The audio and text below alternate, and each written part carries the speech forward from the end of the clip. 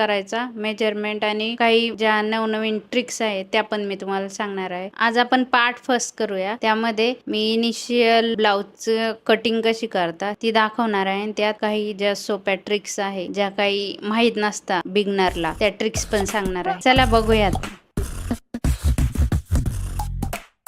तर हे बघा, आपल्याकडं तर न्यूजपेपर रोजच येतं.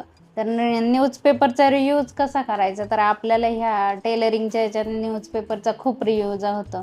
कारण मेन फॅब्रिक जे आहे त्यावरती डायरेक्ट कट करण्यापेक्षा आपण हे ब्लाऊजचे पॅटर्न काढून घ्यायचे. हे बघा, मी पण काढलेले आहे. जे जे मला आले ब्लाऊज शिवायला त्यांचे मी पहिले पॅटर्न काढून घेतले. हे बघा, हा 38 साईजचा पॅटर्न आहे, हा 36 साईजचा पॅटर्न आहे. मी त्यावरती लिहून ठेवलेले. हे बघा, इथे लिहून ठेवले 36 साईजचा पॅटर्न, 38 साईजचा पॅटर्न, म्हणजे पेपरचा असा रियूज होतो. तर मी आत्ता पण तेच करणार आहे. आता जे मला